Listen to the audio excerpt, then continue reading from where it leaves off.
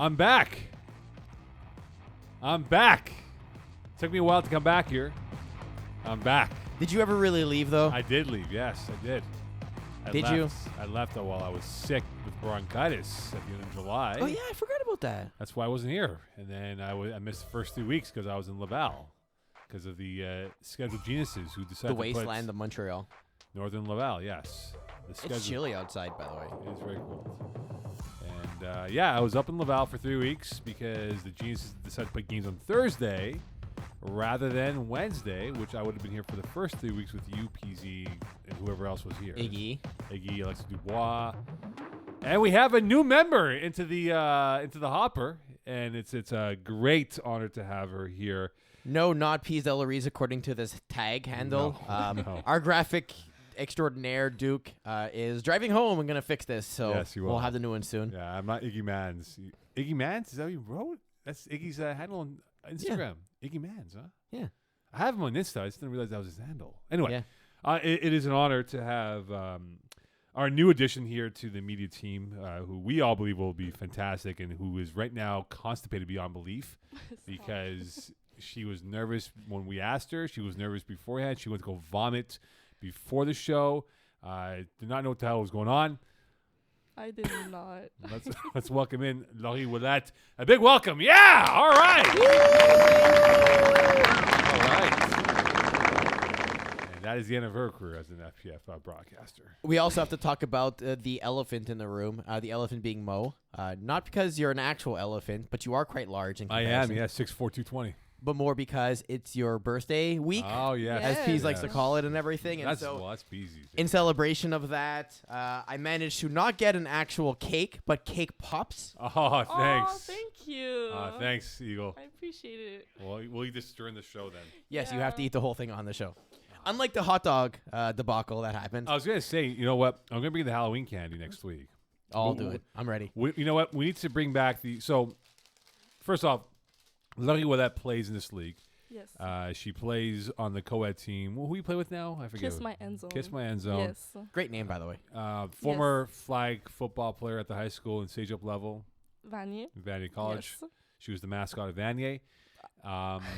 But she was an all-star in the spring season and someone who has enjoyed her time in FPF. And we thought, the entire cast and crew here, including the management team, thought she would be a huge addition to the FPF world. And you're going to see her more and more often throughout the fields that she will be at. And obviously will contribute with her articles, which you can read every Friday. Well, when do the articles go up here, Eagle? What's the end of the week? Whenever they post them. Yeah, but was it Thursday, Friday? Well, for the past 2 weeks, I've been posting them on Sunday.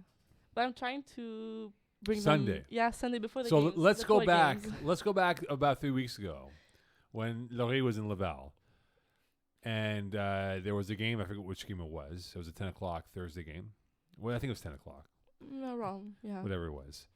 And she's like, I'm going to post it for next Thursday. I go, no, post it for your article this week. Oh, for the game. Yeah. The game on Thursday. Yes. Yes. But I did not write about them. No, you did So not. it was fine. No, you did not. So Sunday now. Rather than going from Friday, we go to Sunday.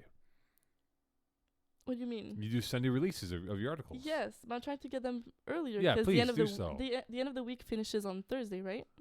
I Or it believe changed so. again. Whatever it is. I don't know. I lose track I'm trying of to get these. them out as Technically, soon the as week ends possible. on Wednesday. Wednesday. Officially now That's Wednesday. why it changed again. Yeah, so you have no excuse. Thursday it should be Okay. released. It will be tomorrow. All right, so her new article will be released apparently tomorrow, Yes. Friday, I'm almost done.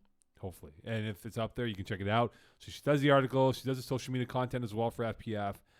You will see her bugging around, petering around the fields, Loyola, Laval, Lachine as well. Yes. And Uh, scorekeep also. Apparently you do. So you will see her around. So come say what's up to her.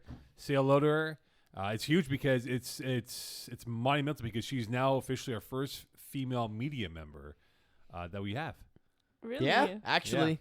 Yeah. Oh, it's I an mean, honor. we've had a bunch of people behind the scenes before, like photographers Right. or like cameramen. When it comes to women, I guess. journalism. Journalism, very first one. So Yeah. So congratulations. Welcome here, Laurie, as we now dive into it.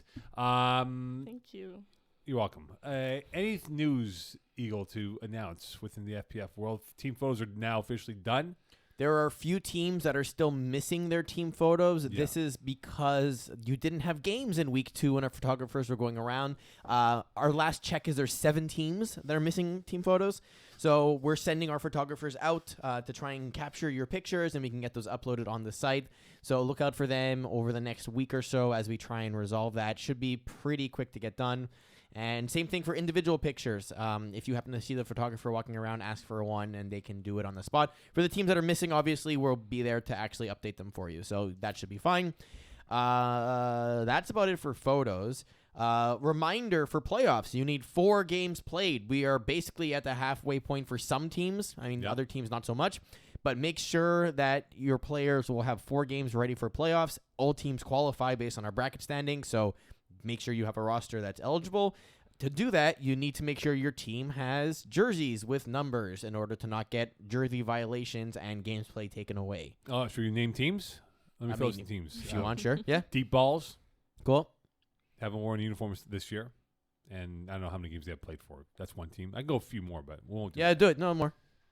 well, Call them out. I can call them out if I want. There were a couple guys yesterday. I forget which team. I forget what team it was. Anyway, point is, get you numbers on the uniforms, and that's it. We're ready to roll.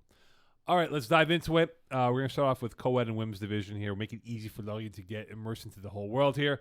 So, Laurie, let's dive into the women's division. Yes. And what we have, and we'll get the. I'm going to hold this live pop like this the entire show, by the way. The entire time, I The believe. entire it. time, Yeah. I will, yes. Let's dive into the women's division, and it's been fascinating because of how it's kind of unfolded with Vortex at 4-0, Brutes at 3-1, Yes. the spring champion Red Nation at 1-2, Loup de Nord at 1-2, and Loup de Nord at 0-4. Your thoughts on Red Nation? Are you surprised by their uneven start to the season, that they're 1-2 and not really more dominant than what they were back in the spring season? I am very surprised because since they did win last season's finals, I was expecting maybe more of them. But since I saw Les Brutes and Vortex play games, I could see that there's a bigger challenge for them. So just their start wasn't the best. Maybe it could change in the future. We never know. But for now, I don't think it's looking good for Red Nation. Well, they lost the top 2 teams, right? Yeah, Vortex exactly. and Brutes. And Well, the only reason they're the top 2 teams is because they lost to those teams, right? Exactly. They gave them Yeah. free wins. Yeah. So Exactly. So now, it's speaking to Lemise about this. She believes that the team will have a turnaround of where they're going to be moving forward, and that even though Alice Sobel has not been her best in terms of the quarterback play, Yeah. do you think it's going to be on her to really elevate the profile of this team to become much more dominant? Since she is the QB, she's like the main role of the team. She has a big impact on the team. However she does it, or however she executes, she's gonna have a big impact on how the team is gonna move forward. I am very worried for this roster because traditionally Red Nation has not scored a lot of points and has basically relied on their defense to carry games. And from what we've seen so far, Vortex is essentially unstoppable. They score Yeah. on essentially every drive. So unless they manage to figure out a defensive scheme to stop that, and I just don't think that's going to happen, they're going to need to go into shootout mode with Vortex, and I just don't think Alison Sobel is able to do that. So I'm very worried that Red Nation are basically going to be the gatekeeper of Lou and Louvre, and just lose to Brut and Vortex every single week can be that middle spot. Well, I think also not having Gigi Cabilo-Bonte as a regular on the roster has not helped, because she was a fantastic receiver She for them was last year. last season. And when you look at it right now, Logie, from that perspective, that she's played 3 games, only had 2 catches on 53 yards. Yes. How big of loss, or how big of a hole is it if she cannot play as many games as she desires and try and keep this team afloat? We're talking about Gigi, right? Yeah, exactly. She's a big part of the team. Last season, she got a lot of targets, a lot of balls. So since she's not playing on this team right now, or not a lot, it does create a hole for them. Like, their best offensive player is not there to carry them right now. Well, the one player that has done very well, Rachel Valliere, who's been Yes. phenomenal. 4 INTs already. She's on pace to maybe having 8, if not maybe more than that. She might have to be the difference in why they win more Yes, she's games. amazing on defense. She's an amazing defensive player also. But can she single-handedly win games for this team on defense?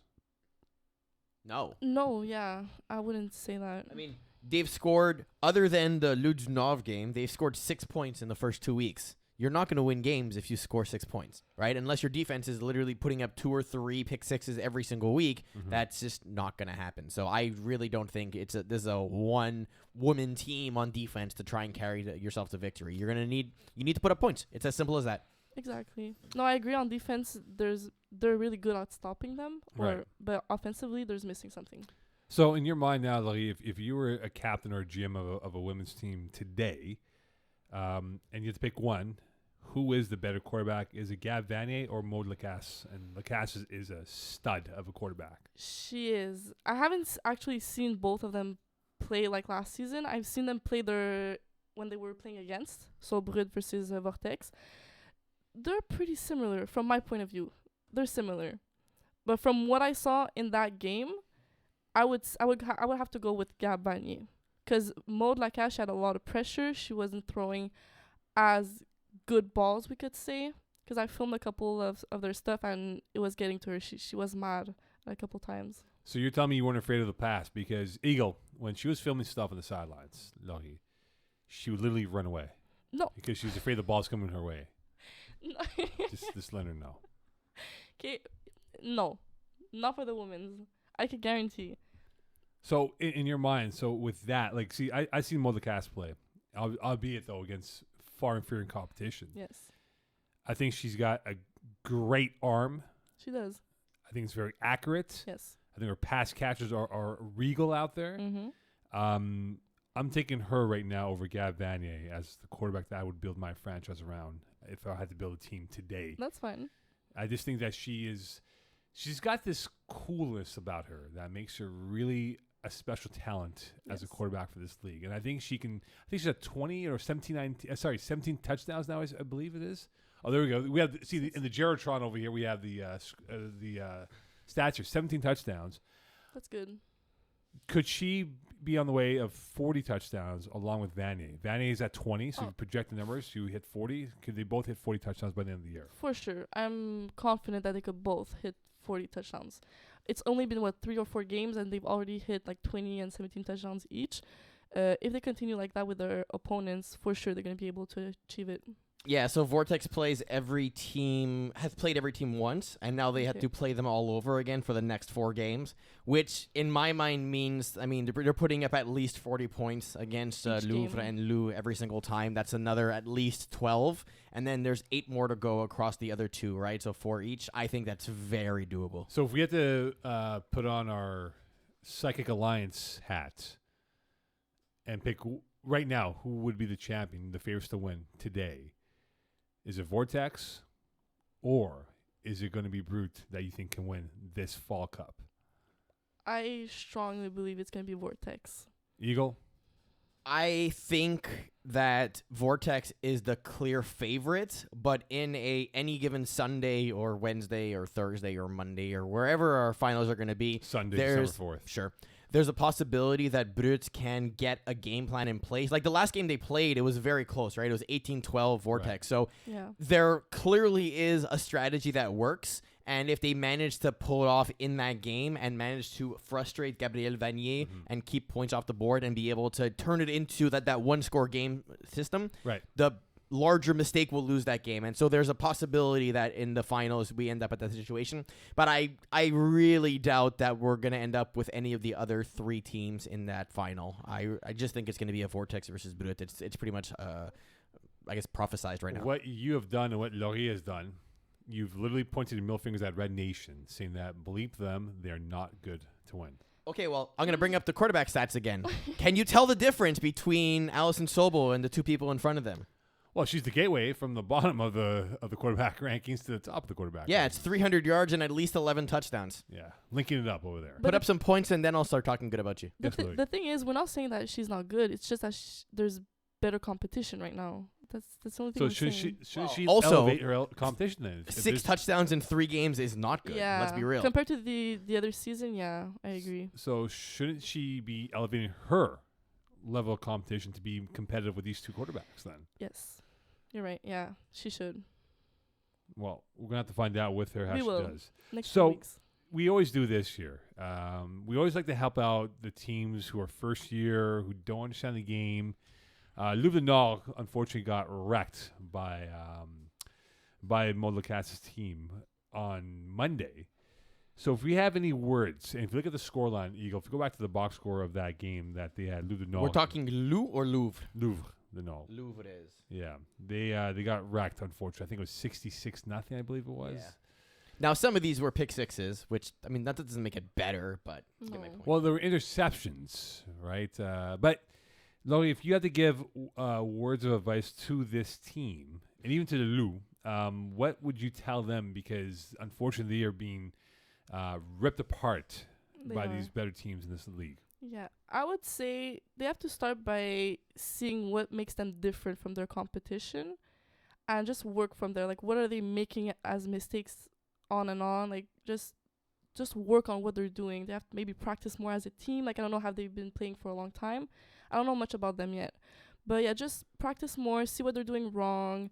Just upgrade what they're doing right now. Make it better. I see two things here that both terrify me and also excite me. First off, if I'm looking at Jessica Garcia Lopez, 6 for 24, 8 interceptions, that shows that you're chucking the ball, Oh, she right? Yeah. Oh, she was. I scored So for that game. you need a playbook, you need concepts to make this work. Now, I'm a little bit excited about that because Melissa Anne-Xavier targeted 4 times. 3 of those were caught 36 yards. There's clearly some chemistry there you can probably build around to try and do something with. So simplify your playbook. Don't go for the high-risk plays. Try and do more of a drive style. And I think you might be able to up that completion percentage and build some rapport with your receivers. So that's 1. 2, if I'm looking at the Brutes right now, look at all their receivers, right? 8 for 8, 6 for 7, 4 for 6, 2 for 2, 2 for 3. And look at all the defense for Louvre. There's only 3 PDs. So conceptually, there's only 1 incompletion that the defense had nothing to do with. All the other receptions are unguarded at this point. So that both worries me in that your defense doesn't know how to cover field, but that there is potential in they are getting some PDs. So try and put some more pressure on the offense. Try and understand how you're going to play as a system, and maybe you can start putting some more pressure on other teams so it doesn't turn into these blowout type of games. Well, I'll give them this. Their fan base is unbelievable. They had like 20 deep coming out to games, the Louvre. It's unreal. And they're loud and they're proud and they're fun to watch. Unfortunately, last week when they played their rivals from the north, they lost in the last play, which I think Iggy had filmed for FPF. Probably. Yeah, Yeah. he filmed it. And so that was a heartbreaker because they had them pinned on their own 15, and they flipped it for Are you talking about the Louvre. last yeah, the play Louvre. of the game when they did a touchdown? Exactly. Okay, yeah, that was harsh. That was unreal for them. Yeah. But look, we're looking at this box score. Stephanie Baudry is an old team. She had a massive game of, I think, 5 interceptions in that matchup. In your mind, Laurie, has she put herself in the pole position to be the defensive player of the year in the Fall Cup? If I base my answer off of what the defensive player of the year for women was last season, That's correct. I would say yes, because she right now I think she has 8 interceptions, and she 5 in one game, though, so that also skews the Okay. numbers. I was going to bring up that point, right? I didn't know that. Does that change the direction on how you would vote if the majority of the interceptions came in one game rather than spread out through a regular season into the Fall Cup playoffs? Yes, it would change, because if it's in one game, then you could see like there's a clear difference of where the both teams are. If it would have been like varied throughout the whole teams, then yes, like she's at the right time, the right place, she knows how to catch the ball, intercept it, then yeah, but yes, it would make a difference. So I'll change my answer. I'm not sure. I like this lollipop, by the way, because I get this point. You next. It's a cake pop, not a lollipop. I know. Can I hold it for the whole hour and a half? You may. It's your gift. We're going to put on stories afterwards. It's perfect. Excellent. I think if we're going to be evaluating defensive players of the year this time, there is a clear disparity between even the top 2 teams, or let's say top 3, and then the 2 Nord teams. So if we're going to be looking at DPOY, there's probably going to be a conversation regarding factoring out any of the matchups with those bottom two teams and just see what you did as a player versus the two upper opponents. Just because exactly that. One game, you're going to pad your stats like this one, and suddenly you look like an all-star. But if you take that out, are you actually playing a role against the actual adversaries and everything? I think that's where we're going to get a better feel for who actually deserves DPOY. Right. And, look, Rochelle Verliere she's the reigning champion of the DPOY for the women's division spring season. I think she'll make her run towards that award. For sure. And I think she might be the one that I think she's the favorite to win, because again, to get your monopoly of INTs in one game practically of 5, it's quite the achievement. But again, it's a one game for that. On to co-ed. It's is our biggest division, Eagle, co-ed? Across all the 16 divisions, yes, and I think also it's our largest co-ed to date. Right, it is, and I think it's gonna get bigger in the coming years. Knock on wood. But there's not only going to be one co-ed. That's the thing. Don't worry, you won't be playing co-ed next year. Don't worry, you won't be playing co-ed next year. Okay. So right now, Laurie, when you look at co-ed, because you play in this division, Yes. I've seen a few games myself. Yes.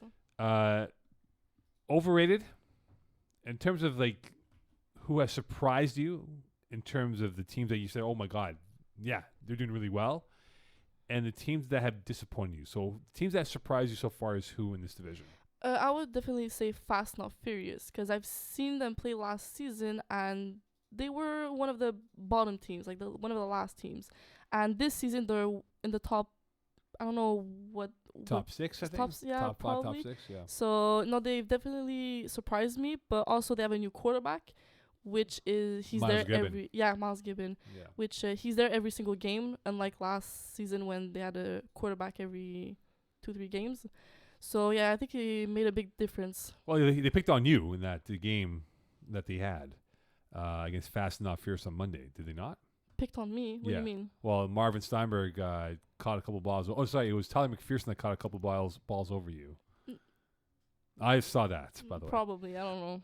Oh, by the way, I was playing short. you want to know what Laurie's stats were against Fast but Not Furious, Eagle? Please don't. No. 1 for 5 in Please. targets for 7 yards. And she had a drop ball in the end zone that could have won the football game for them on the extra point. Even I didn't drop the ball. No. But she did, though. Did you receive the clip for it? I did not yet. Oh, I got it. Oh, we have the clip? Do we not have the clip for that No, one? I don't have the Oh, It's okay.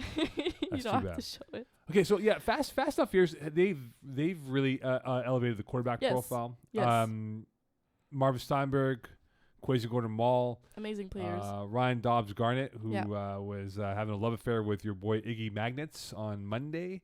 Look at Marie-Luc Côté-Noël, who was a really good player, and she A good rusher. Good rusher. She Yes. can rush the hell out of people. Like there's no tomorrow. Mm-hmm. I'll give you that. Fast Not Furious has definitely been pleasantly surprising, and I think you're right about the quarterback position. That if Yeah. it continues to stabilize itself, that they can definitely make a run with what they have at that position. And like he's only thrown 119 Miles Gibbon. Exactly. And they've played what, like 3 games? 3 games so far. it makes exactly. it makes a big difference having a stabilized quarterback. Any other teams that have surprised you this year from the co-ed division? Surprised in a good way? Yeah. Or bad.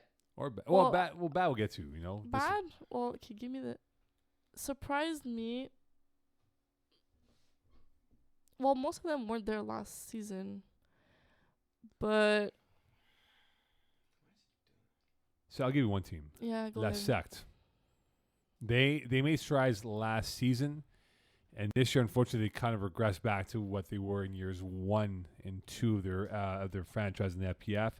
I'm a bit surprised by them. I thought they'd be much more competitive. I thought they would have a win by now, which they don't. And they're minus 57 points in the point differential, which I think is a bit surprising. I thought they would have been more in the 7 to 10 range than being right now at the bottom third of the league. So La Sect is a team that I believe has not done well overall from what I thought would be much better effort from them. Have they ever done well though? Well, last year And- they were competitive though. They had competitive games. Okay, fine, but were they competitive because the quality of their opponents was less, or because they were actually competing with the upper echelon of teams? Because like let's look at La Sec's schedule and who they've actually played. They've lost to Fast Not Furious, Kiss My End Zone, and Y, and really the Kiss My End Zone game is the only one that's actually close. Now you can make an argument that these teams are good, but the schedule doesn't get any easier necessarily for La Secte, right? So I'm concerned that they're just out of their league in these matchups. Well, look, it's a one division format, right? I know, So and that's the reality of it. But like, if you happen to draw the short end of the straws and play all the upper teams, if I want to call it that, I mean that's what you get. But also, if you're not keeping up with them, that's also a problem. So I'll give you a team that's disappointing this year. Kiss my end zone. No, you look at the roster, right? I mean, they should be better than what they are. Oh, okay, I agree. But look, you brought in Louis Bijan, who's a good player for them. Yes. Iggy Magnus is. You ever see Eagle? Have you? I know all you know is because she plays with them. But Eagle, have you ever seen Iggy Magnus on the football field? Yes. He is a constipated trash talker. Yeah. Like, it's unreal. Like, I just want to watch him the entire time. I'm like mesmerized by him. Are you actually surprised? He never shuts up. Oh man, if I was out there, man, I would have gotten his skin so He bad. does talk a lot. He definitely talks a lot, though. But look, you look at that overall roster, though. Yeah, I know you play on the team, so you can defend your guys. Yeah, But at 1-2-1, I know. It's bad. it's like this should be a better you lost that you lost that bench warmers by 1. I know. But you know what? Okay. We do have a new quarterback, Pease. New. Some of But okay he for us has in the experience, team. though. Yeah, but I never played with him, so I don't know how he plays. Yeah, you were 1 for 5 on Monday. with him. Okay, yes, yeah, but we're getting used to him. Like I know Joey played with him before. Alexi played with him before. Like they're used to him, but me and other certain people in our group, we're not used to it. So like the first game was like an adjustment. But I can't defend the other games. Well, the Petite Fuck is a team that I think has disappointed this year. I was about to say that too. Yeah. Why have they disappointed in your mind? After seeing last season, they were in the finals. They were 6. They did lose with a team with 5 people, but I'm disappointed by how they're playing. Their quarterback, Dom Lafort, he is good. He knows how to throw balls. He knows how to run. He runs really fast. So after losing 2 out of the 3 games, it's disappointing to see because I was expecting them to be higher on top. Well, they definitely have the wealth of experience in FPF. They definitely have played the long-term game. I think they should rebound and be better in the second half of the season. I think Like what, 4-1? They should. They probably dropped again to villains and then clean up the rest. Yeah, I think they can get. I think you're right about that, Eagle, with what they have. I think the team to watch out for that will surprise is the Badgers. Question mark. I see the question marks on your faces. Yeah. Who are the Badgers? Well, the Badgers are a team that actually deviated from Chris Rivet, our very own Chris Rivet, in terms of what the roster is. Cesar Garcia Diaz brought this team in. They lost the Easy Fun by 2. They can easily be at this point of the year not 1-3 but 2-2. They impressed me when they played a couple weeks ago against Ice Down when they won by 18. Even though they got wrecked by bench warmers. This team with 4 games left here, I think they could. They do play Kiss Manzo at the end of the season, but I think they could definitely go 3 wins and come back to being probably a 4-win team by the end of it overall. Okay, I'm going to put this out there. I don't know this team very well. They're fun. They're fun, but I'm looking at the results of some of the other games, and I see somewhat of a common trend in that experienced teams are somewhat crushing them. And I might be an athleticism issue here. Like, Petit Fuck has speed, right? And so if you can't keep up with the speed, that's a problem. Bench warmers have size. So if you can't keep up with that, that's a problem. You have Free Smoke, which is speed and size. You have Kiss My End Zone, which is experience and size. And then La Secte is probably the only game I look at and I go, yeah, you probably win that one. Fit Squad is a question mark in my mind. Do you really think they can go better than 2-2? I don't like the Badgers have size. They do have the speed at quarterback. Okay. All right, and the female content of players that they have are really good on the roster. I believe it, but did they put it together? Do they put it together in time? Do I they think get they a do. system? Do they learn fast enough to be able to keep up with those teams? I'm gonna go on the limb and say they're gonna win 3 of the final 4 games. Okay, which is the game they lose? Lose to the Lower East team. Okay, but they beat Fit Squad, they beat Free Smoke, they beat La Secte. Yes. Okay, It's a bold prediction. it's a very bold prediction. It's a hot take. It's a hot Spicy take. take. Where's like the fire coming to like burn me up right now in this? Do we have anything like that here or no? I actually do. Wait, hold on. Okay, here we go. Will this burn the cake pop over here or what? I don't think it will. Oh, actually, I think I might have deleted him. Oh, sad. Eagle. He's flustered. He's flustered. He's flustered. That's Theo J telling. Who did he call out that he was flustered? Was it Dalazara? Anyway, in your mind, though, three Yes. villains. It's the villains. Sorry, the villains. I call them three villains. I don't know why. Three villains. They're 4-0. Yes. PZ uses this term, false kings, but in this case, false kings or queens because there are females on this Yes. roster. Are they for real or are they false kings and queens? What do you mean by false kings and queens? They're not. They're just a pretender. They're not a good team. 4-0, and look what they beat us so far. I know. I'm surprised because I don't know them and I've seen them play. They're good. They're a good team. They know their players know what to do. However, the last game they had a new quarterback. So does that change anything? Is that the new quarterback for the entire season? Now, in your I don't mind, know. is that quarterback convincing that they can change or continue the level of excellence for them so far? That would make sense. But see, I don't know who was the quarterback for the last game Quarterback last game for them. Well, they have 4. on Sunday. On Sunday, they played with Lachine, right? Yes. So they played Sneaky Snakes. The quarterback was who? Jeremy Thompson O'Reilly did most of the snaps. Okay, because I was talking with Iggy about it, and it's a new quarterback for that game. See, well, so we don't know. Is it going to be the same one for the whole entire season? Are they going to continue? But I believe they're a good team. So they're not like false kings and queens. Well, look who they've beaten so far. They've not beaten anyone of recognition so far. Yes, they beat Free Smoke, Free Smoke won. which they were the top 2 teams. Right. Sneaky last week, Snakes. Free Smoke, they won by 2. Free Snakes, they ripped. They beat Melting Poles by Pots, 40. yeah. And then Iced Out, they crushed. Yeah. Their final 4 games, they got LPP, Easy Fun, Mm-hmm. Benchwarmers, and LPC. So the next 2 games will have it. Well, we think the Petit Fuck will be better. Yes. But the next 2 games will be a true definition if they're true kings and queens or false kings. Yeah, and queens. now that I see the teams that they've played against, yeah, I agree with you. We'll see if they're really the true kings and queens like you call them or not. So it's we're gonna have to see the upcoming games. So when you look at the standings right now Yes. of co-ed, the teams in yellow, Yes.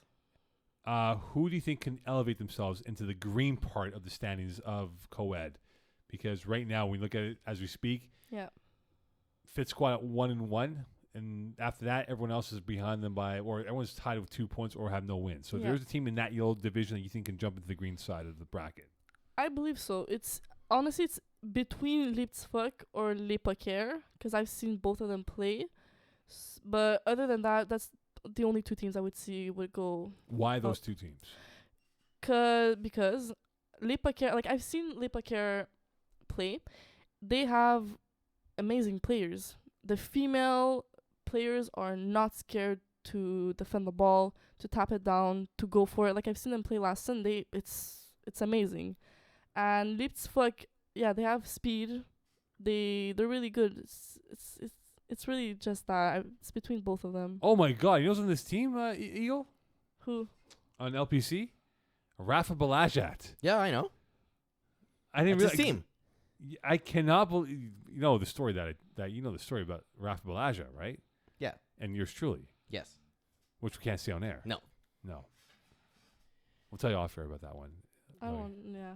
Don't worry. You might be like, what the hell's going on in FPL? If we tell you, we have you to kill lost you. me. Okay, tell me after. But they have a big roster. If you look at the roster right now, that's a massive amount of people on the roster. I think that's 13, 14, if not 15 players on the roster, give or take. Hey, man, they're having Do you fun. know who it makes me think of? Who? 3 Hunas last season. So do you see similarity with 300s and this team then? No. Not that much, no. Because if I compare 3 Hunas to Le Poker, 3 Hunas, their problem was that there was too many rotations and they didn't get the hang of their position. That's Right. what I thought. But Le Poker, I don't know, it's like they're used to playing all together. Like I don't know if they've been playing before together or not, but like they know what they have to do. So that's the difference between both of them. This schedule does not look promising. They have Y&Y, Easy Fun, Kiss My End Zone, Fit Squad, and the Villains coming up. Les Paquets? Yeah. Not easy. Not easy at all. But I'm picking the Badgers to make the jump into the green. That's my team. I told you guys. Badgers are going to make the jump into green. And I think they will get into the green side of the bracket here. I'll be curious to see how Iced Out does. If they can kind of rebound from their own forced start. I'm not too sure if they will or not. But that's the team I'm watching out for is the Badgers and what they can do overall. In your mind, Laurie, right now, who is the best female player in co-ed? I have no clue. Because we're all similar. Yeah, but there's got to be one, though. Show me the stats. So that's the thing. When you look at it right now for co-ed Cup, stats. and as we wait for Eagle, do something here, Eagle. Please, thank you. This is sorted by yards. I can sort by touchdowns, targets. I can do Yeah. defensively, whatever you prefer. But see, if you go on receiving, there's not that many girls in the top, so... But is there not one in your mind that you think is the best of the best in this division? I haven't looked at all the girls play yet, so I couldn't tell you an answer right now. Oh, Unfortunately, I'm we'll sorry. have to wait. We'll have to wait Yes. for that one then. Absolutely then. All right, on to tier 4 of this division here. We'll get Iggy Magnus in on this conversation soon. We're going to do Iggy now. We're going to wait for him. I can bring him in now if you want. Let's bring him in right now if you don't mind, Eagle. We'll Okay. get him in here. We We'll can make get it. started and I'll get him on air. All right. As we look at tier 4 and what we have so far in this division, this year, and watch this team division unfold and how this has played out so far. Look, the Penetrators, I think, and Save the Turf Toes are the two best teams. And we saw Save the Turf Toes play I've seen them multiple times. multiple times. In your mind, are they the best team? Are they the best team, or are they the two best teams with the Penetrators in this division right now? They are. I've seen them play Penetrators and Save the Turf Tolls. And yeah, it's promising to see. But if, do you want me to choose one to... Yeah, pick one. If you had to pick one right now, who is the better team, Penetrators or Save the Turf Tolls? I'd have to go with Save the Turf Tolls. So- Why? You yeah. want to know? Yes, please. I've seen them play a couple of times. They have a good QB. They have good receivers. Their receivers know how to get open. They know how to catch the ball. Mm-hmm. And yeah, that's from what I've saw. That's my reasoning. So, I think Turf Tolls are really good. They Vincent are. Chang is a really good player for them. Yes. I think he's a guy that's on the rise and is going to get better and better. Yeah. My only concern, he's playing quarterback for them.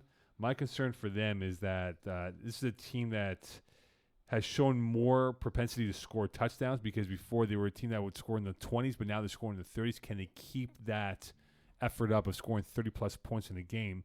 Because if they do that, I think they're definitely a team to watch out for. But look, they lost to the Penetrators by 6. Yeah, which is a close game. It was a close It was game. maybe a little mistake that made them lose. Right. We never know. Right, exactly. Or Jordan Eagle. He's coming. Where the hell is Iggy? Hold on. Anyway, but right now I just think that for what has built up for Save the Turf Tolls and Penetrators, I think Penetrators are definitely the best team, cream of the crop, but I think that would be a lot closer if they do play each other in the I final agree. coming up here. And as we wait for Iggy Magnets, who is now joining us now. Iggy, good evening to you.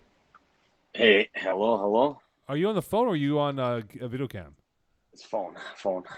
Okay, it's too bad because I'm holding a candy cake, a lollipop Candy cake. pop. Candy pop in my hand right now. I've done it for I 30 No, see pop it. cake. A pop cake. For 30 I minutes. see it. Yeah. Was that a birthday Ah. gift from Rudy? Eagle? Yeah. 38 minutes. From From Eagle. Eagle. Yeah. 38 minutes Yeah. is going. We're almost at 40 minutes here of this. What did Eagle get Rudy to drink? She said surprise me. So what did she? No, He I- surprised No, her. she with? finally placed her order at the end of the day. I did yesterday.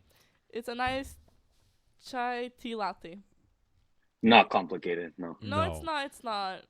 Definitely It's not. on the menu, so It I is. just had to read it out. So that was fine. It wasn't like it was like a double skim milk frappuccino, hold the bullshit or anything. Venti, something like Oh, that. no. Vanilla pumps and bullshit. everything. Yeah, from Vienna, please. The milk has to be from Vienna, Vietnamese. All right, Iggy, we're doing tier 4. Okay.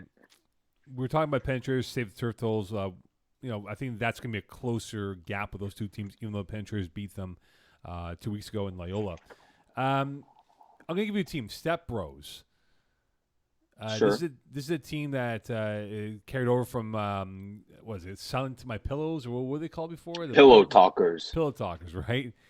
My question Then to they you, were also a team in the winter, the Step Bros. But right? it was an amalgamation then with Pillow Talkers and now back as Step Bros. But yeah. Right. So I'll ask you first. I'll go to Lori second here. Their defense is really good, but they can't score points. Is that a bad recipe for them to make any inroads in this division? Yeah, absolutely. The game of flag football, and especially in FPF, is tailored for the offense. It's built for offenses. There's specifically in rule meetings, we try to make rules that actually favor the defense because of how much in favor the offense is in flag. So if you have trouble scoring, you're gonna have trouble winning games. Now they are 2-1, but tier 4 is a bit of a weaker tier 4 this year. Your thoughts, Lori, on Step Bros? Can they make a little bit of noise with their defense than their offense? Well, honestly, Iggy said it all. I have nothing more to add. If you can't score on that's the problem. They can't score on offense. Yeah. Okay, then if you can't score on offense, then you're only depending on stopping the other team's offense or interceptions. That's the only thing. Yeah, and with teams like Save the Turf Dolls, Prime Time, West Island Boys 2.0, and Penetrators just there. I've rattled off 4 teams that's a playoff run in a spring or winter season. Like, you got to beat all 4 teams by scoring more points than them. They're going to have trouble moving out in the qualification rounds. And the teams that you just mentioned, they score a lot of points. Exactly. Yeah. Right. WIB. You know what that stands for, right, Iggy? I just pronounced the acronym. It's West Island Boys 2.0. You know what I called them yesterday because I was scorekeeping them? WIB. How original. They were not happy. Why? Why were they not happy? Why? Like, Why not? No, but in a funny way. They're like WIB. It's WIB. Wib. I would say Wib. Well, they're now Wib. We're calling Okay, them Wib. Yeah. Okay. WIB. I seen them play a couple times. Larry saw them yesterday, so Larry, Yes. I'll ask you: do you think they could be a surprise team with that speed that they have going for them? Yes, definitely. From what I saw yesterday, they know the receivers are fast. They're very fast. The only thing is, so I'm judging them based off the only game I saw them. They drop a lot of balls. Their receivers drop a lot of balls. You know, drops a lot of footballs. Miguel Magnets. Espinosa, 1 for 4. Yeah. Iggy Thank you. Magnets over there. No. 6 for 13, 3 TDs. Off Yeah. target targets. I'm talking about. You're I have to question your scorekeeping, Mo, more than you can't you question questioning my scorekeeping hands. because you got 13 targets that day in Brossard and you only had 6 catches. So I look at this and I'm a little bit worried, right? Because Yeah. 16 of the 20 completions went to Skylar Bailiff and Krish Shishi. That's technically how you pronounce it, I think. Or Shiki? And no, CCH is tricky actually, because the Italian in me wants to pronounce it key, but then the double C Yeah. is confusing. But anyway, Yeah. and then 183 of the 198 yards went to them, and 3 of the 4 touchdowns went to them. So I'm kind of wondering, is this offense just quote 2-dimensional in a lot of ways, and they're gonna hit a matchup where that gets taken away and they don't have anyone else to go to? Like, what's the story there? Lori, you saw them yesterday. What's up? Wait, what was the question? That all their Are they- receptions, yards, and touchdowns are going to 2 receivers and no one else. Yeah, it was pretty much always the same receivers. So I mean, if you take them away, it's not gonna do much. Well, it's not gonna be good for them. But yeah. My Go ahead. question more for WIB 2.0 is, have they identified who the quarterback is? They started the season with Skylar Bailiff. It looks like that 6 TD 4 INT ratio is not something that they liked, and moved on to Zach Stacy. That takes one of their better receivers, although they do have Skylar Bailiff now as a receiver, Nick DeMalo, and apparently, according to Pisa's article, we have to watch out for Miguel Espinosa, but 1 reception on 4 targets. Was that an inaccurate ball? Was that a drop? No, it was drops. They were drops. Okay, Yeah. there you go. It could also Now, be chemistry building with Zach Stacy, right? Like if you're switching out That's your QB now, you're getting used to it. Maybe you know True. you went to the park on the weekend and spent some time with those guys. Everyone else didn't make it out because it was cold or rainy or they were apple picking or something. And well, that's who gets the reps, right? I'll say this about Scarlett Right. Bailiff. Scarlett Bailiff, you're weakening your team if Scarlett Bailiff is throwing for you than catching footballs. Very true. I agree. He has to be a receiver. And if you can't figure out your quarterback position, you are in deep bleep going towards this division. And the division, as you said before, Iggy, is not as strong or as in depth of what we are normally accustomed to. So Bailiff has to be your WR1 going into this. Did I say that right? Yeah. yes, you did. WR. Sorry, WR1. I got caught. Well, I got caught on that. Right, wide receiver 1, then being a quarterback. If he's a quarterback, you are in serious trouble. What do we think of primetime, though? I mean, going into the this week and everything, they tied Toon Squad, they demolished Red Dragons, and now they lost to Whip 2.0. I don't have a good read on them just yet. So I'll tell you what Primetime said to me. He said, "You better watch out for us." I said, "Okay, I will watch out for you guys." And then they lost. And they lost. They also said, "Oh, well, we can beat this team. We should have won. It's a team that we can beat." But Guy, you got know, beat by they 2 lost. receivers. You lost. Lori, your thoughts? Yes, because I've seen them play yesterday. They are a good team. They have speed. They have height for certain players. And one thing I know about Primetime is that their quarterback chucks the ball. I think a couple of their touchdowns were the whole field. Like the first drive, touchdown. So they have speed. They can catch it. Right. But I was talking with one of the refs yesterday, and they're hyper.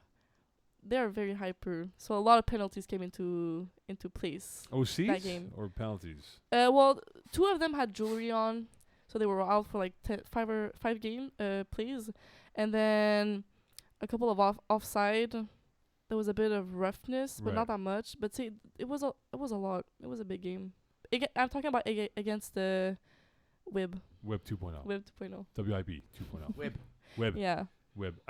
Quarterback roulette. We do this all week long. Iggy, you've been a part of this inside joke with them, as Eagle and Peasy and I Roulette. and Lori will be involved, that we do the quarterback roulette to see who will throw for them.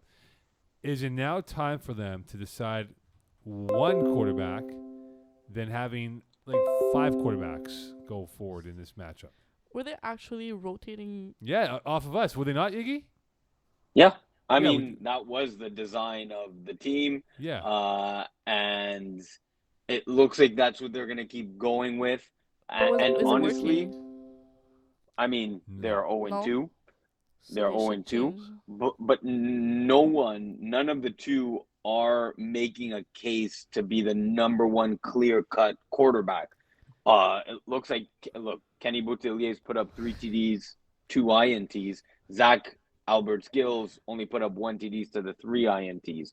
So no one's really pulling away to be the clear-cut number 1, although Kenny seems to just be a bit more adept at the quarterback position. Zach's but always apologizing, though.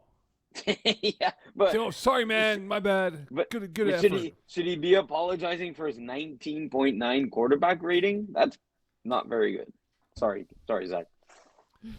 But that's the thing. Here we go. We're gonna do the roulette right now. Who's gonna be the That's quarterback hilarious. this week? And we keep saying it, Vincent Barcelo. Barcelona's gonna be the quarterback. Oh my goodness. So Vincent Barcelona is gonna be the quarterback this For week. first half, and then you want to do second half, or are we giving that up? We can Well, figure it out. Just like they half, now yeah. do full game quarterbacks, but sure. So It it's should like be one of them plays the whole game, and then another game it's another person. yes. Oh, Let's just ticked over. Oh, exactly. Albert Gills. They have to decide on the quarterback, because if they don't decide on the quarterback now, there's this whole charades of, hey, we're gonna go with you, and you're the quarterback, and you're the quarterback. It's not gonna work. It was a charming thing to do. It was cute, but now you need a quarterback to stick with and let that quarterback develop moving forward. I'll go with Agreed. Kenny. I'm going with Kenny. Who are you gonna go with, Laurie? Kenny? You can go with Vincent. You're gonna go with Zachary Albert Gills as a quarterback. I don't know any of them. But you know what? I know Zach, so I'll go with him. Zach is the man, then, I guess. Eagle, who's your So- quarterback choice if you had to pick one permanently? I think you go with Kenny Boutillier and you build around that essentially. I mean, it feels like he's the one who's most destined, if I want to call it that, to being a quarterback on this roster. I don't think anyone else really wants to assume the role. Right. So that's kind of the way I'm looking at it in terms of like he should probably take ownership for the roster and just move forward with that. All right, on to tier 2. So we have a bunch of teams who are 0-3, 0-4 this year. We'll just put up the tier 2 standings for those who are going to watch right now as we describe it to you guys as we speak. So which team will be the last to get their first win? Game Changers, Hot Sauce Sports, Team Ethnic, and Friends Without Danny. So those 4 teams are 0-2, 0-3 respectively speaking here. So let's do this in order. Game Changers, their next are game is playing- Team yeah, Ethnic. So theoretically, it should be them on Monday. Should be them. One Now of they one can of those tie. two. There you go. One of those two teams. That makes Yeah. sense. Yeah, so we can eliminate them. So that means it comes out to Hot Sauce Sports. Well, so technically, hold on, let me just check this just to be sure. Game Changers and Team Ethnic play at 8. Kiss My End Zone and Hot Sauce Sports play at 7. So theoretically, Hot Kiss Sauce My Sports Outlaws. could be the first one to win if you think about it by an hour. So Hot Sauce Sports has a chance against Kiss My Outlaws, and then Friends Without Danny are playing at the end of the week against the Game Changers. So again, there's going to be at least one of them here if Team Ethnic and Game Changers tie. Here's a second chance of it happening.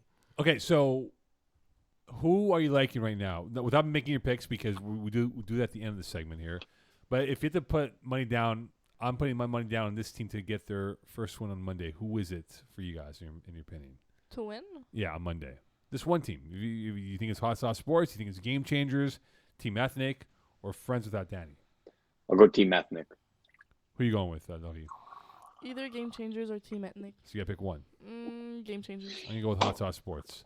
Who are you going with, Eagle? I'm going with Game Changers. I think they have a better matchup against Team Ethnic. Yeah, Hot Sauce Sports. You give me a look.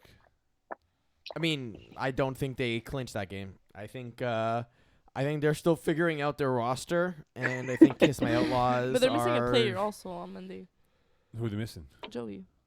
Oh, right. You go football practice. No, yeah, and he's in Kiss My Mexico. Outlaws, I think, are just Is he too really? strong. Yeah, he's coming back around 6:30. He's gonna be there for the Kiss My End Zone game, but not the hot sauce. Yeah, if they let them through customs. On time. Yeah, exactly. Okay. But okay. So, do you think there's a team in this group of 4 that won't win a game? Yes. Who you have, Iggy? It's between Friends Without Danny and Hot Sauce Sports. Really? Really? I Yeah. I don't agree. Okay, so Friends Without Danny, they have Game Changers, Beer Belly Brigade, Team Ethnic, Mangoose, and Santal. That's potentially rough. Yeah, Not gonna lie. That is Hot rough Sauce too, Sports has Kiss My Outlaws, Blackouts, Game Changers, Sweat and Beers, and Team Ethnic. I think Hot Sauce Sports has the better chance of winning. yes. Of getting a win in there Yes. against Game Changers, perhaps. I think Game but then- Changers, you can out-scheme them. I think Sweat and Beers, you might have a chance. And Team Ethnic, I think I might prefer the Hot Sauce Sports roster in that matchup there. I don't know. I don't have faith in Team Ethnic. I So I they have that don't vibe from them like this me, year. by the way, Team Ethnic. Why? Yeah, That's they, fine. they sent me like a long ass email thinking I don't like them. I go, guys, I'm cool with you guys. I mean, I didn't even know that, and already I was shitting on them. So now I really want to go at it. Yeah, they were upset at me because What'd you do, Mo? I didn't do anything. It's that, Mm. as everyone knows, scorekeepers, they didn't know, but I have to explain to them that scorekeepers now are separate from each other, right? I don't worry about field 2 or field, if there's 3 fields, I don't worry about any other field but my field now, right? So everyone's independent from each other. Yeah. So he didn't know, and then I was like, yeah, dude, like, I have my stuff. You got to talk to your scorekeeper for that stuff. Oh, I can't see the field properly. I go, dude, like, there's no problem. The team's wearing blue. You're wearing black. What's the problem here? So anyway, they weren't the big fan, but we water under the bridge. It's all good though. Team Ethnic, they're nice Okay. guys, but they thought that I hated them. I don't hate them at all. Mangoose, are they the biggest threat to KMO in the overall stands for tier 2? Iggy. Without looking at the entire division, I'm going to say yes. Played them last night. It's a scary roster to go up against. Although I will have to say Blackouts and Santar are a close second to Mangoose. But give my best odds to Mangoose to challenge Kiss My Outlaws. I look. I think Mangoose is a really good team. Yeah. I think they found the right sweet spot in the division. Nick Schaefer obliterated Hot Sauce Sports yesterday with 7 touchdowns, I think it was. Yeah, against I believe. against your team. You were talking a lot yesterday, Iggy. Oh, like I always do. It's Yeah. my style of play. Yeah, Yeah, it's a very constipated talk you have. Hey, how much time left in the game? It's the game just started, Iggy. Oh, I know, but still need to know. I think Mangoose is definitely the team to beat in this division. Your thoughts? Who are you liking in tier 2 overall from what you know from? From what I know, I would say Mangoose too. I know a couple of players on that team. It's a good roster. The players are amazing. So, yeah, I would say it's the biggest threat to Kiss My Outlaws and probably the other teams also. Because right now they're in first place with 3 wins. Yeah, you see, the thing is with Kiss My Outlaws, Iggy and Loya, I score kept their game on Monday. They allowed Santar to hang around. This Okay. game I think it was like a 25-0 lead, I think, at one point. And they allowed them to hang around. And I worry about that because you want to kill off teams and not even have to worry about the second half. And they kind of petered around a little bit, and they just were there. And it's like, dude, like you should have wrecked this team and not have them be so close to you in the final scoreline. You mean like Kiss My Outlaws were what They were should have taking it destroyed. easy? Yeah, they were taking it easy. They were up 25-0. They let Santars come back, and make it a game in the second half. But okay, I've seen them play like I've seen 2 other games, and I could definitely say that once they score a lot of points, they get like they're more calm. Their way of playing changes a little bit. Like I wrote it in my article. I think it's the first week. They're more like relaxed when there's a couple of touchdowns made from their team. So I'm not surprised that happened. Was it yesterday? No. Monday. Monday. Your thoughts, Iggy? Yeah, I mean, similar vein to what Lori was getting at. They kind of just take it easy. They're chill. They know they have the playmakers, and Steve Haraprasad is just the ultimate game manager. And I don't say that in a way to slight. He just knows that being up 25-0, and he knows he's not going to throw a pick.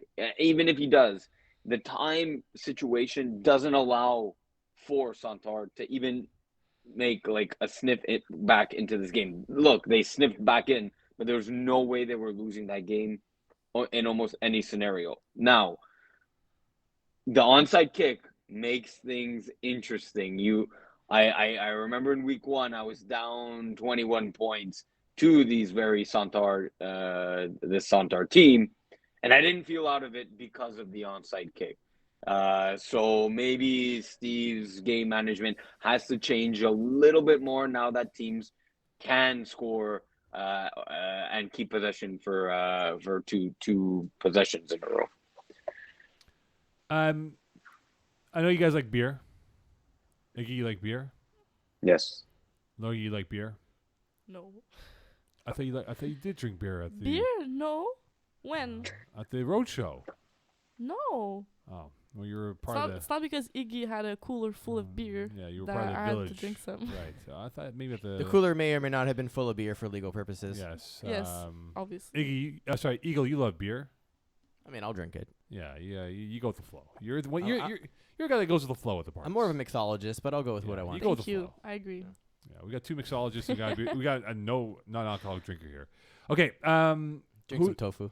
Yeah, tofu or Put it in a blender. yeah, Cake pop. yeah. Have a Yeah. cake pop or have a blender full of.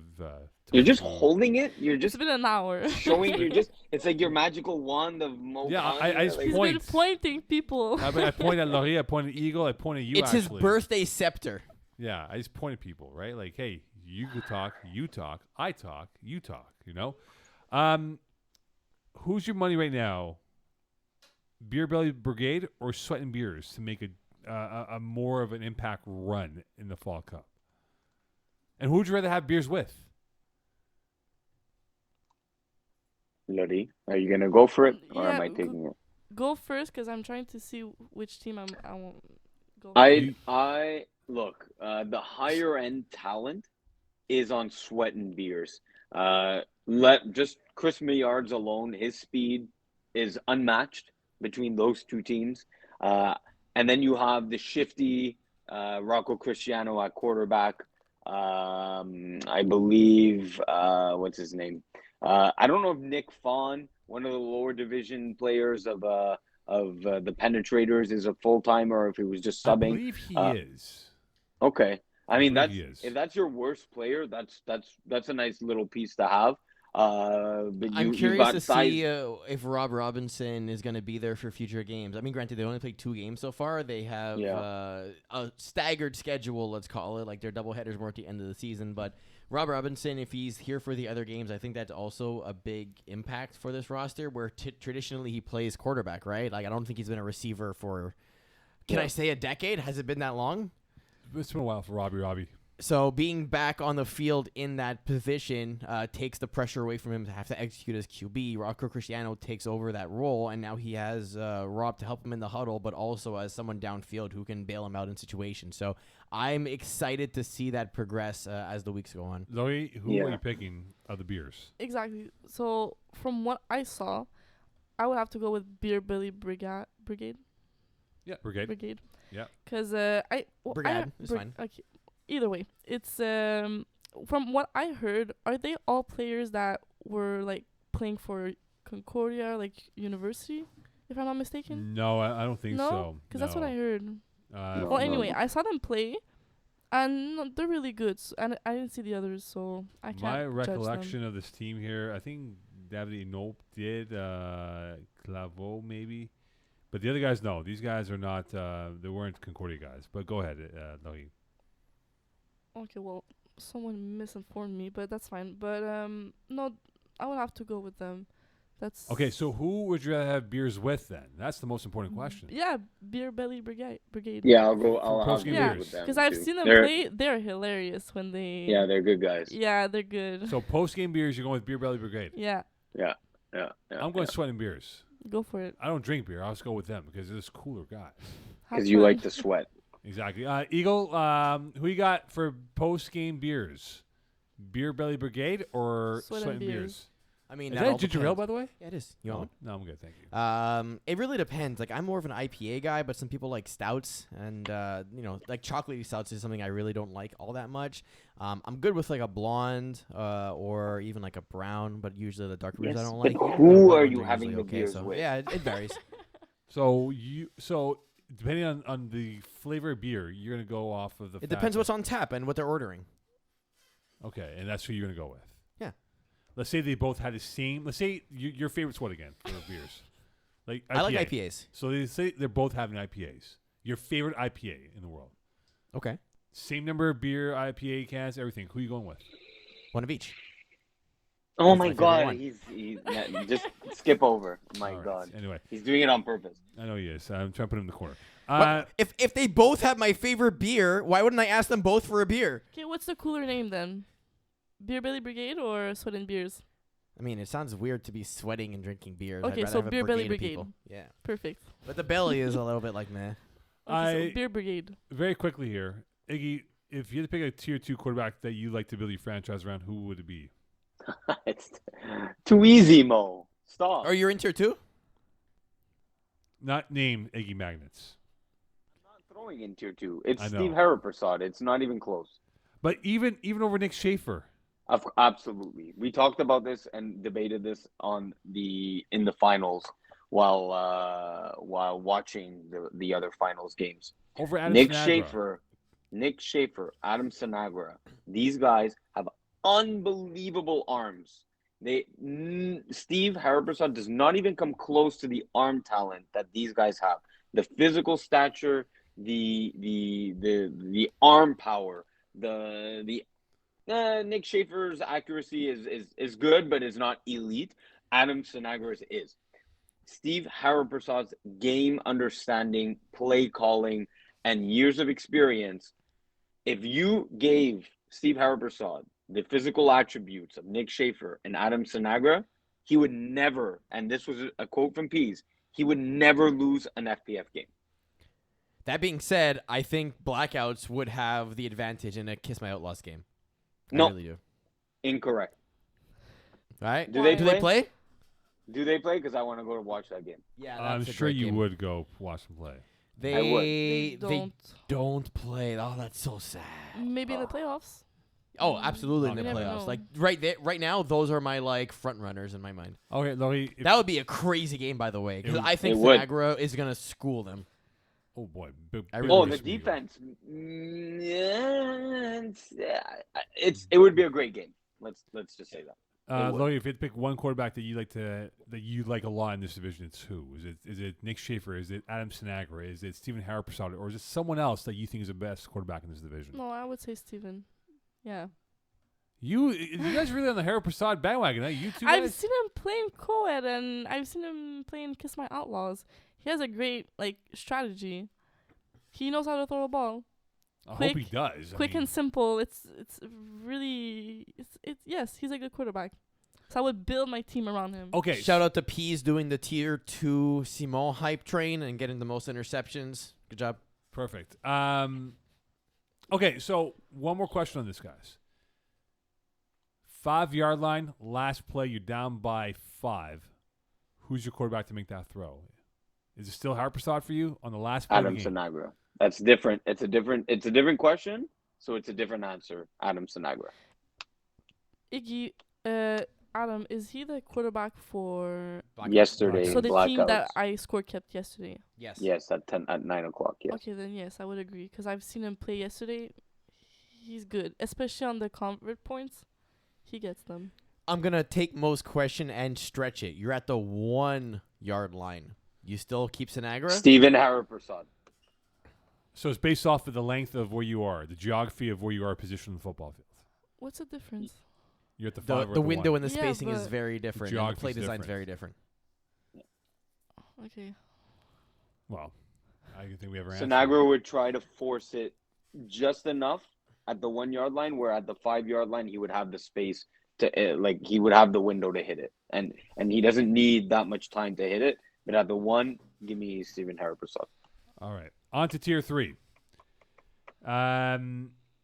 So Am I signing off here or what? no, you're still No, on. you're still here. You're here forever. You're still on. We got a few more minutes here. You're still on with us here. You're not going anywhere. So you look at this division. It's a very big division by number, 16 to be exact. There's overrated and really overrated in my books in this division. Killer Don't Rays. do it. Killer Rays. Sulifas. Oh, we're doing all of them. Okay. Ravens. And Kiss My In-Laws. Over or Overrated or really overrated? Like, they're overrated, but they're really Wait. overrated. We're going to do these one at a time here. Yeah. Killer Rays. Killer Rays, are they overrated or really overrated that we kind of pump their tires up thinking that they're the best team but really are not a good team? Is there the option of they're fine? Like, is that also a possibility? Or are we only picking between, like, in fuego or muy en fuego? In fuego and really in fuego. Okay. That's what we're picking out right now. So, Killer Rays, are they overrated or really overrated this season? Can we wait one more week? Because I think next No. week is going to tell us where it's at. Because they got wrecked by Kiss My In-Laws. yeah. Yeah, we they're good, but we overhyped the train. But do we really overhype the train? Is Mo's question. No. I answered the question. We overhyped the train. All right. Next. Hold on. Logie, your thoughts? I don't know them. No. I'll disagree with you. Well, she'll have to learn about them sooner than I later. will. Don't worry about that. All right, next. What was the team? Oh, we're going to go with Sulifas. We're waiting on you. He hasn't hosted in a while. I Give him a haven't. break. Yes, it's been It's not like almost it's 2 his months. job or anything. No, it hasn't. All right, Sulifas, are they overrated or really overrated? Overrated. They I beat, think they're really overrated. they beat a good trap star team. Yeah. Oh, they're fully loaded again. Yeah, they they only put were up they 12 were points? full squad. Ryan Garber's back, baby. But they only put up Ryan 12 Garber, Cooper Young was there. But they Phil only put up Cutler 12 was points. there. Yeah, Kyle Oberfeld's not there this season, but he's back in winter. So, Iggy, what do you have? No, but you I have said- Cooper Young as receiver and Ryan Garber as QB. Like it's a very Yes. different team than I'm expecting Trapstars to be. Like if anything, I That's- prefer the opposite. No. Incorrect. Ryan Garber is their quarterback, not Dylan. Is not, the not better Cooper Young. quarterback of the two. Yeah, Ryan Garber is their quarterback. The only reason why Cooper Young played quarterback because Ryan was on business for work. during And spring in the season. higher and in the winter was throwing in the higher division. Yeah. So yeah, no. No, if you're giving me those two options, Sulefes are overrated. Then Vincent Benjamin just dominated this game. Is that basically what the story was? It looks like it. It was the same time I as mean, my 3 game, and I was INTs and he surprised. has 5 for 692 and 2 TDs. So Well, all right. Kiss my in-laws. Can't pick them. All right, Laurie. Kiss my in-laws. Look at the roster right If now. they're over or They're over? overrated or really overrated. I would just say overrated. Ah, Laurie, They're not Laurie, you're being overrated. soft. No. You're being soft right now, Laurie. This is not Or how is we she do being this show. honest? Are you being honest? You're being soft. I'm being honest. I know most of the people in that team. It's not way So she's being overrated. soft. No. Hold on here. Let's look at the roster here, Eagle, if you don't mind scrolling up here, please. What's way overrated about that? You tell me, Mo. Okay. Here Oh, we go. there. She's throwing it back onto you, Mo. Just throwing it back Yes. on There you me. go. All right. Already she's learning. She's learning how to do it properly. She's okay. Look, they're now what? You guys are what now? 3-0. Iggy. Yeah. Yes. All right. Who's the biggest win for you guys? Trap Stars? Barely. Right? What do you mean barely? It was a You- two you- score. That was a late. They scored on the you last. allowed they- 13 points to Why So Serious, bro. Okay. That's embarrassing. You should get a forfeit for that, for giving up 13 points to Why So Serious, man. They can't even score 13 in going. the season. And they scored 13 in going. one game. Keep going. And you guys beat Killer Rays. Oh, just now, like 2 minutes ago, it was a beatdown. Now we just beat them. Beat them. And this roster that has been built up by whoever is the captain of this team. Alexis Dubois. Yeah. It's me, his team. actually. Oh, it's you? Who Yes. scares me in this roster? My bad. Not named Iggy Magnets. Who intimidates you, Lucky, from this roster? Who do you- Intimidates me? yeah, who do you say is like, my God, that's who scares me in the football field? The Andrade. Marvin, yes, that's it. Only one guy. Alexis Dubois is It's okay. You don't know the No, names. wait. That's fine. Marvin That's fine. It's offensively, okay. Alexis defensively. That makes sense? Yeah, that makes sense. That makes sense. But really overrated. Kiss my in-laws. Okay. That's Okay. my point right now. Okay. Are you more surprised though? And I'll ask you first, Iggy. Are you more surprised that Trap Stars are 0-2 or Lanimo 17s are 2-0 at this point in the year? Like, because you look at both teams. Oh, that's a good one. You look at both teams. We thought Trap Stars would be the better team, but are you surprised by the 0-2 start or the 2-0 start for the 17s? Yeah, that's well said, well put, Mo. That's a good question. That's why I'd they're paying the have big to- bucks to hold the lollipop here, my friend. Of course, absolutely. We've been missing you. You're asking the hard-hitting journalism questions here. Yeah. I Yeah. would have to say I'm more surprised that Trap Stars, given the roster, given the Division 1 and 2 level players on the roster, I'm more surprised that they are 0-2. I thought they would be 2-0. Yeah. But Lanimo's 17s, I saw them play against Why So Serious, and they racked them. Yeah. But they got locked down coming up. Was it Laval on Monday? Next Wednesday, right? They should be favorites to win that football game. No disrespect to you, Eagle. I think they should be favorites to win that football game. They got Ravens after that. The game I will circle is the Arouche game towards the end of October. And Trap Stars Why will play is that? again. Those two games, the Arouche and Trap Star game, will give me a better idea because I think Arouche is a good team. If they're playing on point Arouche, I think they're very tough to beat. So that game on the 26th of October will be key for them, and then they play Trap Stars to wrap up their prelim round. So we'll know by the end of the year if they're a contender or not. But I think their 2-0 start is good for them. But I think now as they move along in the season, they'll play tougher competition, kind of going up the pantheon of who they're going to have, like Mortal Kombat, almost in that sense. Did you play Mortal Kombat? I did, yes. Who's your character? You know what? I like Scorpion a lot. Reptile I was was a gonna say. I like Scorpion too. Reptile's Yeah. a really good, underrated character. One of my good friends, Andrew Denham, he always liked Sub-Zero, so it was like a little Sub-Zero's rivalry been and everything. overrated in my opinion. I agree. Yeah, Scorpion. Are you a big Mortal Kombat fan? No, I don't play video games. She doesn't know. Do you know what it is? I've heard about it, yes, but Yeah. Mortal Kombat's get over here, you know. Raiden am I was Finish him. I didn't like Johnny Cage though. I thought Johnny Cage was too much of a pretty boy. But that's the whole point. I know, but Yeah. Raiden was good. What do you think about Raiden, Iggy? Of Raven. Nah. Raiden. Raiden. Raiden. Oh, yeah. I thought the Ravens. Yeah, man. You could, control electricity and lightning, and yeah. Exactly. He He's like a he was bolt meh. of charger there. He was meh. Is there a team right now? If we go back to the standings here, Eagle, I get the reaction from everyone here. Is there a team in the top 8 that you think will end up on the yellow side of the dotted line from the green end?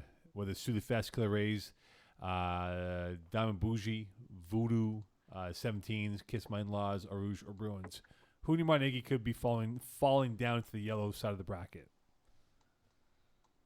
Oh, you're asking me? Sulefes. Sulifest, why? Tough competition coming up. You got Kiss My In-Laws, Voodoo, Diamond Bougie. Just like I said, they're overrated. I don't think they're really overrated. Maybe they're really overrated to be a double elimination team. But I just see them not being able to keep up with the competition. No, sorry, Eagle, go ahead.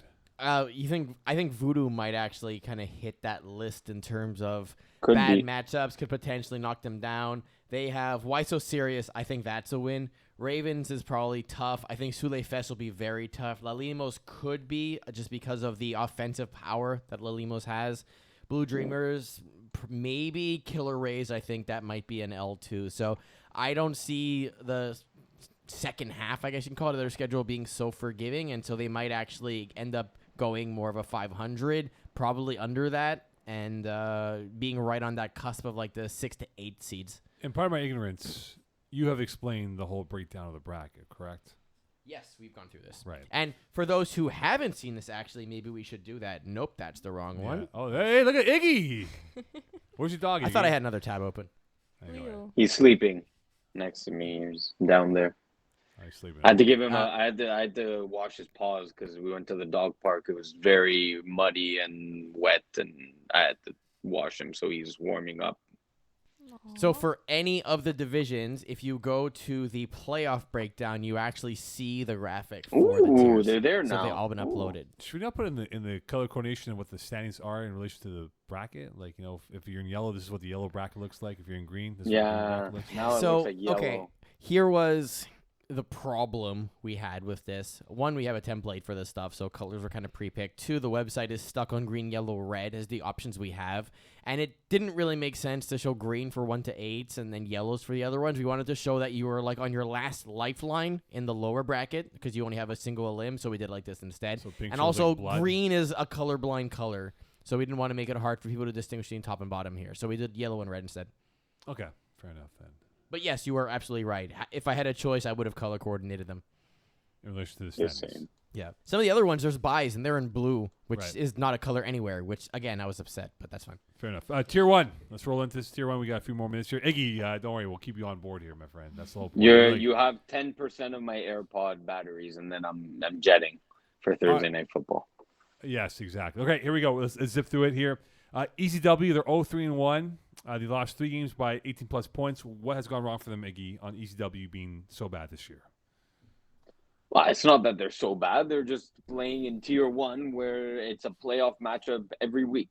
I They mean, tied yeah. Blessed. I mean, that's an accomplishment in my mind. I was surprised by that Why are you surprised by that? because Logie? I've seen their first game, and after their first game they lost it. They didn't seem that confident, and I know like most of the guys on that team, and they weren't confident. They weren't happy. So going to play against Blessed, they have a good roster. I thought that Blessed would have won, so I was really surprised when they tied the game. no, I'm not. They always give them fits. These two, I said it when I was on calling the Audible. This game is going to be won or lost by 1 point, Really, and I couldn't have been any closer. It ended in a tie. tie, yeah. Right. I think ECW will figure it out. Jeremy White and these guys are a good group of dudes. I think they'll figure it out. They'll find a couple wins in that equation, but they're going to be on that other side of the bracket where they're going to be in the single elimination process and, hopefully make a run if they can. But it's a good experience for them. They did it last year, right? I mean, these guys played Tier 1, I think it was last fall cup. So they had the experience. It's a question of putting it together and not losing by 18 plus as they have. Kangaroo, they now play 2 games.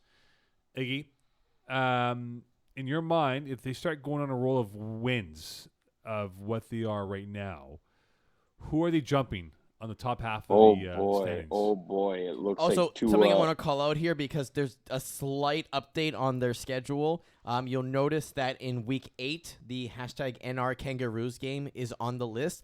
So this is actually a continuation of the week 1 game that got deferred due to the Kendall injury. The score will continue to be 14-0. It's just that in order for us to move the game around, we had to reset the box score. But all the stats at that point are included. A note that because we're calling it a continuation, but it's a different day and different time, we're allowing additional roster changes to come on essentially as if they played normally. So all that to say that they're not going to necessarily have to go with Frank Teola Colatrella again as QB. They can bring in proper QBs and potentially a replacement for Kendall in that game as well. So it's not like you're locking in the rosters, but that game will be 14-0. So theoretically, they would be 3-0, but right now they're 2-0 and a potential 3rd win on the way. Yes, Logie. Yeah, quick question, just to make sure, Eagle, what you're talking about, is it the game that one of the guys broke their arm? Yes, that's the one. Correct. Okay. I want to make sure. As transparent as she is, she was direct on that. Yeah, I was on breaking the other arm. side of the field. Yes, you were very nice to give your phone. Yeah. Yes, they use my phone for 911. Yeah, exactly. So you're welcome. Thank you very much. All right, so Iggy, who are they jumping then in your mind? They're 2-0. Convincing win that they had against Run It Once. Lazaro was 10 yards off from 300. Had he not thrown the INT, he would have 300, but that was his fault. So in your mind, are they going to jump someone, or are they going to be on the outside looking in for the top 4 spots? What do you mean? They are Yeah, they're in the top Yes, spot. I know, but do you think they can hold on to it, though, in that sense? Absolutely. They're on an absolute tear. I'm just writing it in my article right now. They've scored 106 points. Not bad. Except that they've done it in 2 games. They're totally ripping it apart. Lazaro's on another level right now with his quarterback play. And I just see that continuing. Work with me here. The interception he threw, it was on him? Bad decision? Bad Yes. decision. Yes. So He would say the same. granted, they scored 58 points, so probably not the end of the world to have that INT, but is this a potential issue for future games where it's a little bit tighter and Tier 1 comes down to the possession that he throws away with a bad decision? Like, is this the game that he gets away with it and goes, oh man, I shouldn't do that again? Or is this going to be a trend in future games that he has to shake? No trend. Just pure oops? Yeah. So that game you're describing, Eagle, in the future, he would have to lose 65-58. It's been done. Yeah, it's been done. I'm not saying it's been not done. possible. It's possible. Which, by the way, guys, looks like Tua Tagovailoa. Yeah, he got lit up pretty like- bad. Yeah, I saw. And it was like having a seizure on the field. It's my not looking good. Yeesh. What? Tua. There's going to be a lot of backlash on this, but Yeah, we'll keep it 2-0. on. Yeah. We'll keep it more FPF then. I think Lazaro might win quarterback of the year, but that's another story for another day. I know you have 5% left in your earphones here, Egg. So we're gonna go through the questions 5%. quickly. Perfect then. Bless. What do you see them now? Like they're off to a great start. Does this give them the impetus to move up here in the divisions come winter because of how well they're doing in Tier 1, regardless if they win or not? Do you think they can maybe make that move up to Div 2, if anything? Well, they did make the move up to Div 2 in the winter, and they struggled. I believe either a 2-8 or a 1-9 record. Look, they've clearly gotten used to the pace, that faster pace that is Tier 1, Div 1 and 2. And they've come back, and then Steve Haraprasad, you're always learning as a quarterback, as I'm finding out. You never stop learning, and he's just continued progressing his game. even Theo J went up to him after the at the end of his game and probably said a few words to him, probably like, "Hey man, you've come a long way, and you absolutely obliterated us tonight." And but yeah, they've shown that they are here not just to show up and play in a game and lose. They're here to do some damage in Tier 1, and that's really cool to see. All right, and let's get to the last question because then you have to go. We have 5 more minutes left in this episode here. Iggy? As much as you want, but yeah, whenever you want to wrap. Yeah, 5 more minutes left in this episode here. Okay, last question around the table here. Who will throw more interceptions in Tier 1, Stephen Harpersad or Joe Mayer? Laurie, you wanna go for it? Well, you said a comment earlier about Stephen Harpersad. So I would say Joe Maher would throw more interceptions. Joe Mayer throwing more NTs. Okay, interesting. Who you got, Iggy? I'm gonna say Joe Mayer is gonna throw one more interception than Steve Harpersad. I think look, we always jinx Harpersad on this. I remember if you remember last season, I do. I called it right when he would throw that interception. So I'm going to do the Stephen Harpersad prediction when he would throw his first interception. So here He's it is. at 0 right now? He's at 0 right now. Okay. He's at 0. He's going to throw his first INT against Kangaroos on Tuesday, October 11th. That makes sense. Yeah. Yeah. And our boy Jean-Slee. Jean-Slee. Yeah, he's going to get the INT. He's a great player. He's very good. He's the Full quarterback name? for free. Jean-Slee smoke. Alexis. Thank you. Yeah. Well, I apologize. It's okay. It's not like we've done this show for years. Yeah, no, I just lost my train of thought. That's why. So Jean-Slee Alexis will be my guy. All right. So last stat of the night. Yes. There's only 2 quarterbacks who have played 3 or more games that have 0 interceptions. No, there's 3 now. There are 3 quarterbacks. Stephen Harpersad, Nick Schaefer, and Iggy Magnet. Stat of the day. I'm hanging Stat up of on the you. day. No, we can't. We got to do picks with him now. No, he's gone. Oh, we're out? He's out. Okay, he's out. What a way to end off the day. All right. It is now time for... Games of the Week. Hold on, let's do that again. That was pathetic. Let's try that again. It is was now fine. time for... Games of the Week. That's much better. That's more like it, soldier. All right, let's go through these. We're going to go in the same order we did the divisions like usual. We'll start with the women's tier, Louvre du Nord and Vortex. Vortex. Louvre du Nord and Brut. Brut. And Red Nation, Louvre du Nord. Red Nation. Red Nation. All right, co-ed, Y&Y, Les Paquers. Y.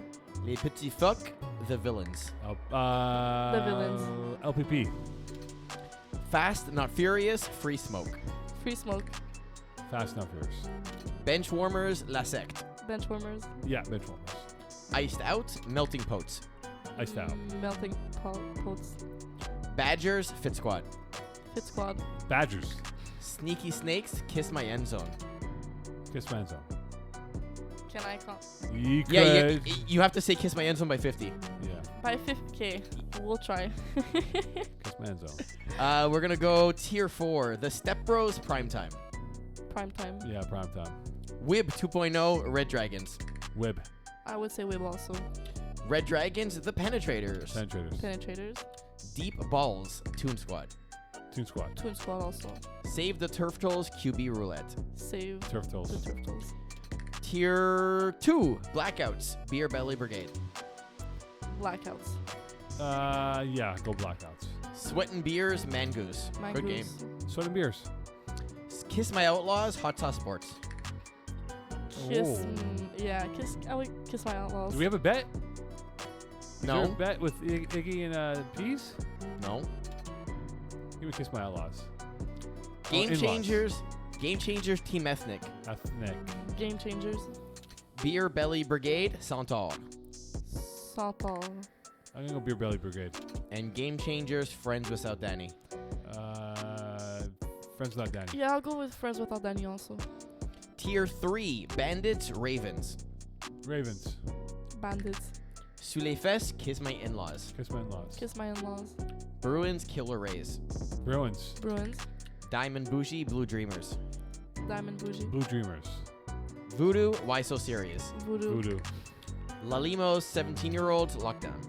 17s. I'll go lockdown. Warriors, Arush. Arush. Agush. And Tier 1, STL, run it once. STL. Yeah, STL. Hashtag NR, Braves. Brave. Kangaroos, KGP. Kangaroos. Kangaroos. And Blessed, Easy W. Oh, they're Blessed. playing against again? Yeah, blessed. Blessed, yeah. All right, guys. That was our games of the week. We did that so fast. There's music that left over. Usually I have to Yeah. play it at least twice. So- That was excellent. It was efficient. So next week we're doing the Halloween candy. We'll do that next week. We are doing that next So week. next week, Lily, we're doing the Halloween candy with Eagle. What We're is bringing that? a box of 50 Halloween chocolates. Okay. And I finished the box during the show. He did not do it last year. He finished 30. Of the You made 50. me talk for half the show. Well, that's the whole point of it, though. Wait, what's What? going No, on? the whole point is I'm supposed to eat them. So he's supposed to eat 50. Eagle's supposed to eat 50 chocolate for the And what the Kit Kat. during the whole Yeah. podcast. Yeah, yeah. For what reason? This is how we are. So I can prove him wrong. Oh, Yeah. okay. So he had 30 to 50 Okay. I had 38. of 50. Yes. And he put them in order, like, Kit Kat, one row. Good. Angers was He's Arrow. organized.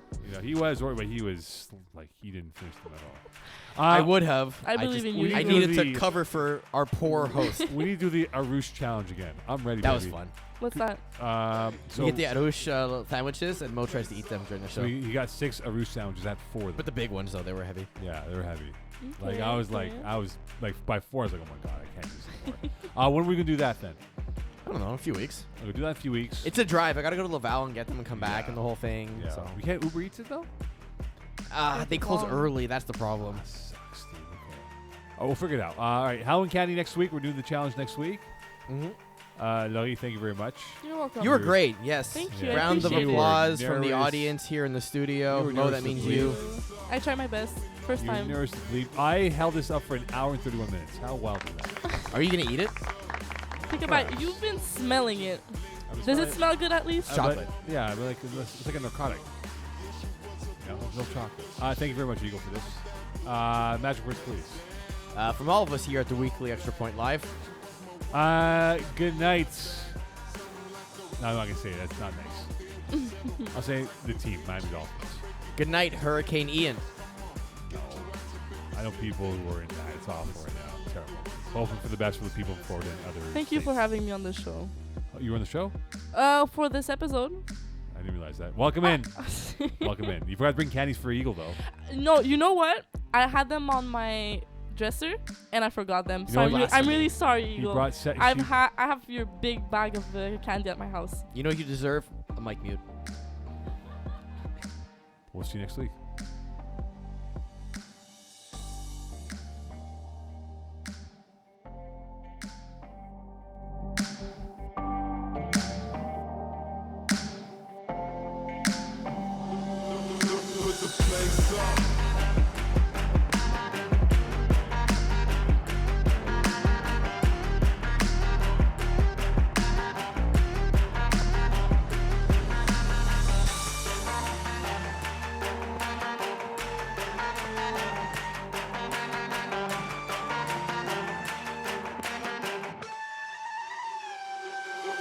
Put the